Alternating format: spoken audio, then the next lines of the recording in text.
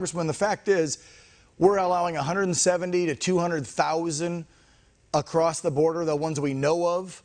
20 to 30% we're told have COVID, and yet they're being shipped to multiple states around this nation. And yet we're supposed to believe that the only reason we're seeing an increase in COVID numbers is because of the unvaccinated.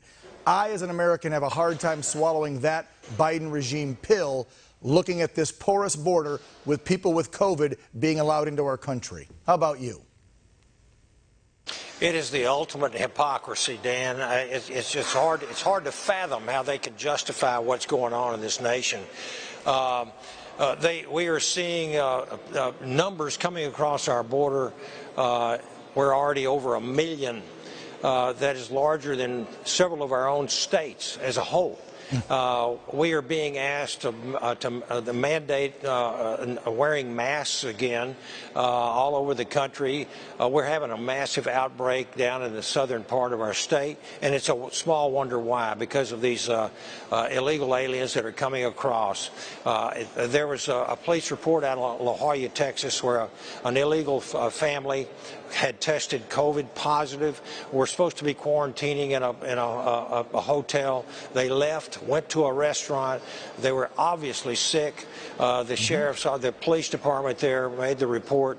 And this is what's going on. These people are, while Americans are forced to wear masks and even suffer arrest, we're seeing it even here in the Congress with mask mandates, and suffer a possibility of an arrest. COVID-positive migrants are given plane tickets to go everywhere across this country. It is unbelievable, unconscionable, unconstitutional, and really unacceptable that this Biden administration, including the Pelosi speakership and her leadership in the House, is doing this to the United States of America. Yeah, Congressman, I couldn't agree with you more. I mean, let's talk about impeachable offenses. If you allow sick people to come into this country when you have the power to stop it, then yet you expect us to lock back down, wear a mask, get a vax, but you're allowing hundreds of thousands to come in with it. To me, that's almost like an impeachable or treasonous offense by the commander-in-chief, because let's be real.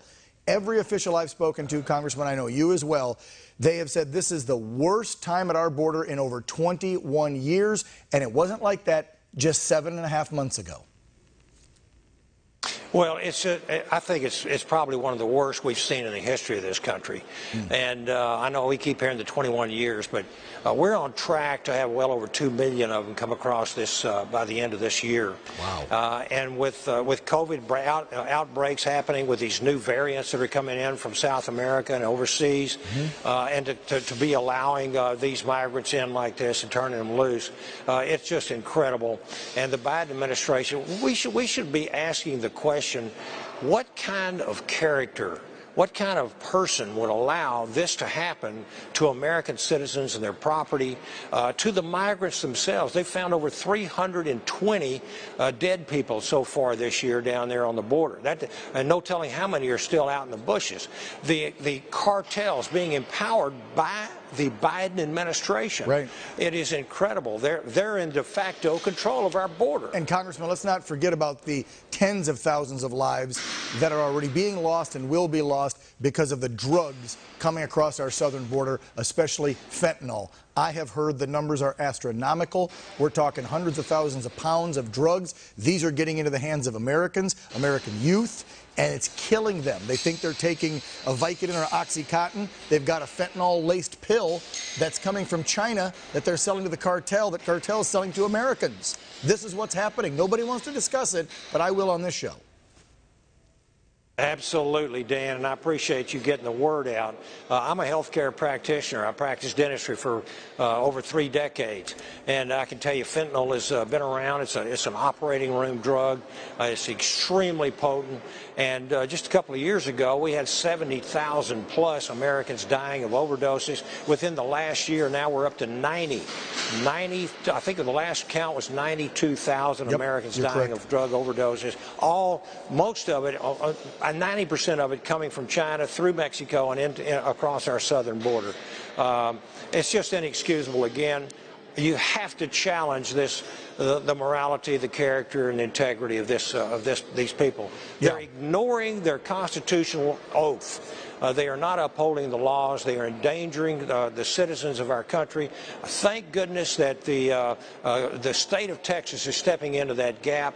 And I have a bill, as a matter of fact, that's going to, of course, fat chance for it getting to the floor with Ms. Pelosi in there, but it would block grant funding to the states from the federal government so that Biden couldn't stop it with an executive order, and those funds would go to build and complete the wall, which is so effective. Yeah. Everybody down there knows that walls do work. Yes, they do. Two more subjects. I know you got to get back to it. The one you brought up, talking about the new mandates that are happening for you and members of Congress. We have seen the letter put out. I don't have the copy with me, but evidently the Capitol Police being told by Auntie Nancy over here that all staffers and all visitors must have masks again. If not, they could be arrested, and members like yourself are going to either be thrown out or fined.